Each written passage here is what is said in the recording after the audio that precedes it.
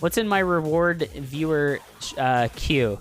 Somebody redeemed the Rat Attack. I'm gonna reject that. Pro Brush by Buckstar. Buckstar had like 500,000 channel points. Holy shit. That is actually huge.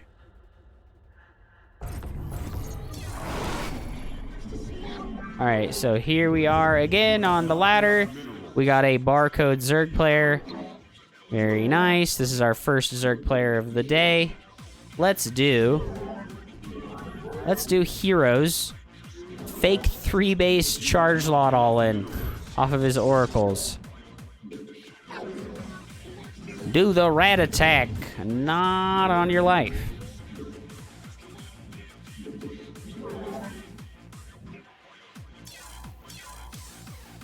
Not on your life, dude. No rat attacks allowed.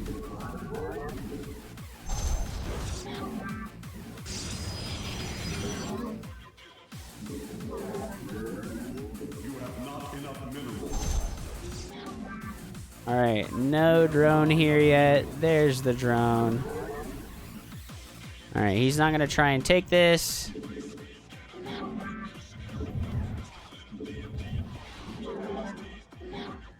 We're gonna rally to the natural now. We're gonna put one more onto the gas geyser. We're gonna go see if he's doing a pool first or not. This is 5, 6, 7, 8, 9, 10, 11, 12, 13, 14, 15, 16. Okay, so pretty normal. His spawning pool does seem quite early right now. Is he saving a bunch of larvae to make Zerglings? Yes, he made 3 Zerglings.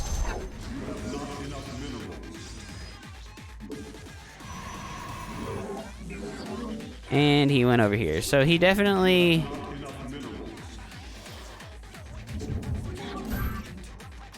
went pool first, even though it was like a later pool first.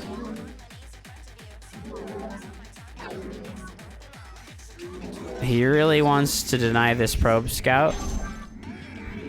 Because it's a gas pool first, what I'm gonna do is make a stalker first.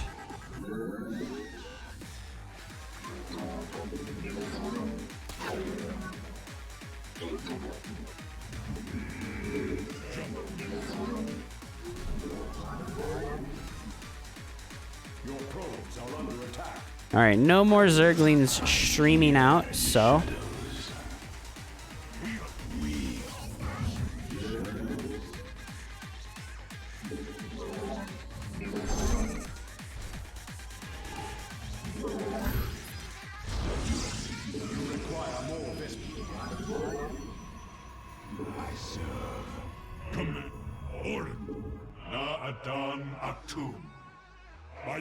I am the voice.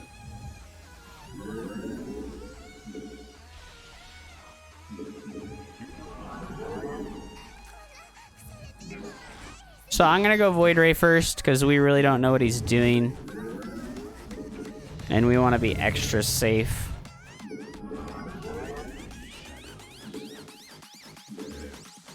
State thy bidding.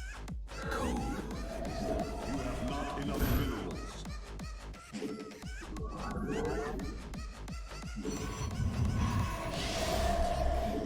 So we'll start Warp Gate.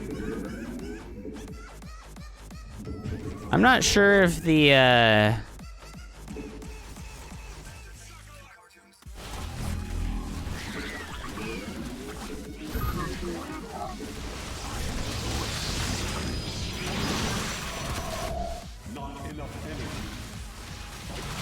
Prismatic core unlocked.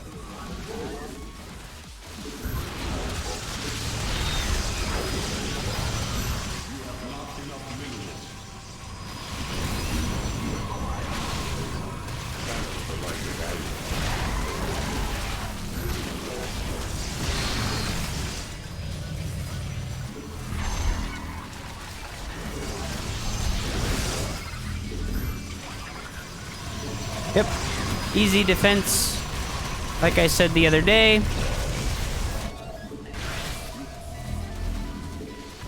You can leave now, Mr. Zerg player.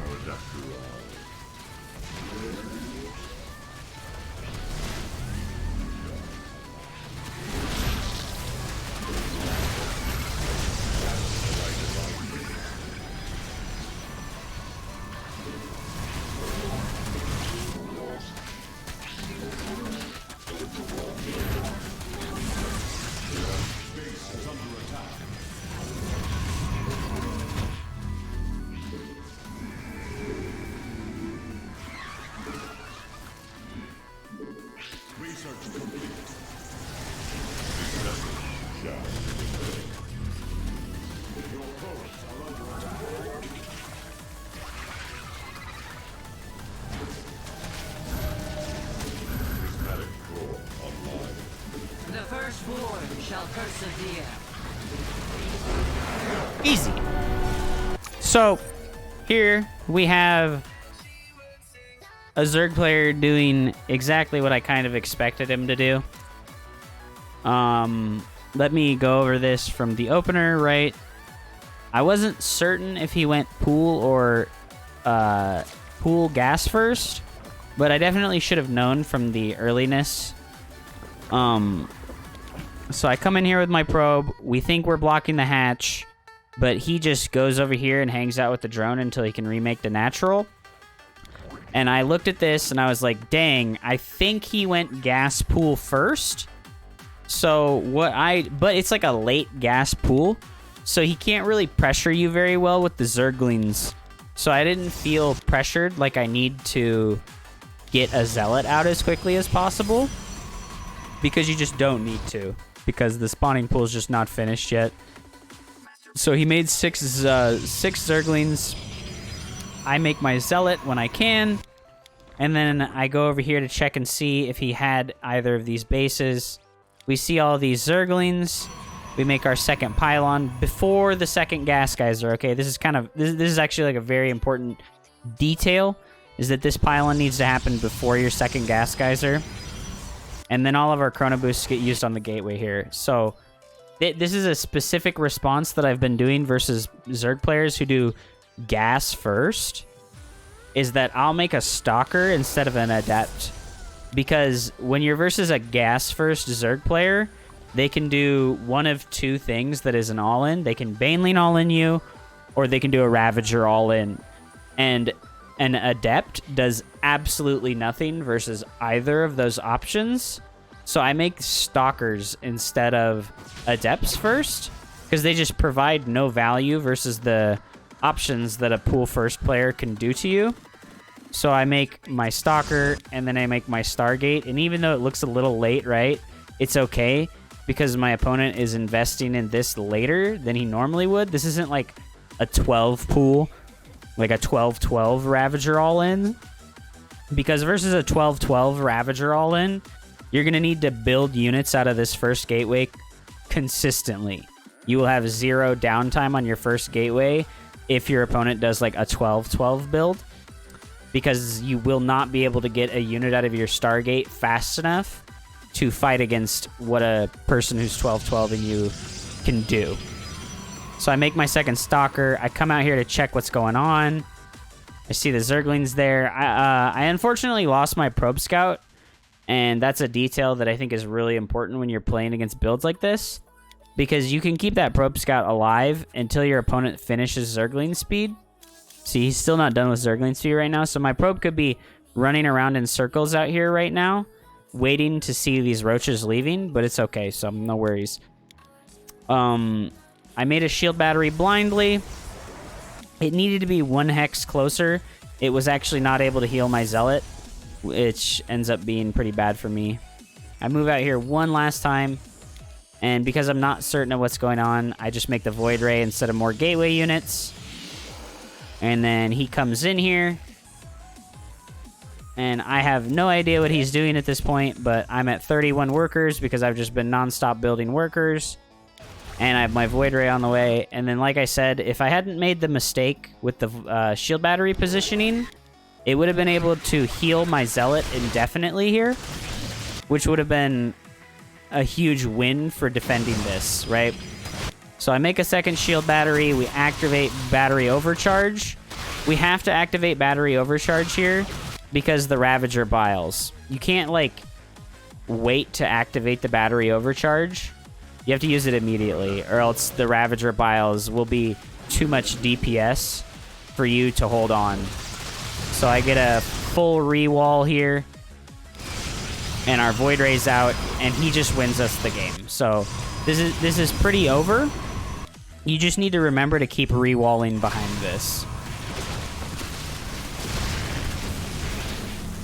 Because he's super, super mega all-in, if you see this kind of thing. See, I'm trying to get more stuff over here to re-wall with. I'm trying to avoid making... And also, I did a bad job here. You see my my Void Ray? He's shooting at Zerglings right now. He should really be killing the Roach and the Ravager and not the Zerglings. So making that... this is like your main focus. Re-walling is very important, but... When this Void Ray first got here, I should have just shift-clicked him onto the Roaches and Ravagers. You see, now I'm clicking on the Ravager, finally. And we have a pretty solid hold here. But like I said, I didn't focus fire the Roaches and the Ravagers. If I had done that to begin with, he would not have even broken the wall down. These would have been dead like 20 or 30 seconds ago if I had focus fired them. Like, if we come back here to when he first, like, starts busting in, when my first Void Ray shows up, like right now, this Void Ray should be focus fired on the Roaches, right? We activate Prismatic Alignment, and we shift-click the Roaches, or we shift-click the Roaches and the Ravager, and we activate Prismatic Alignment. Because he's shooting at Zerglings right now, and he doesn't do bonus damage versus Zerglings, so we're losing out on like 40% of the damage that our Void Ray could be doing right now. Which is a lot of DPS to lose, right? See, like, now he's focus firing some Roaches, and then he goes back to shooting Zerglings after he kills this Roach, because I just didn't shift-click. But you can imagine that this Roach would have died super fast, and then the Ravager would have died really fast as well. And then he just wouldn't have the DPS to even break these walls down. So this defense got a lot messier than it needed to, because I didn't focus fire properly.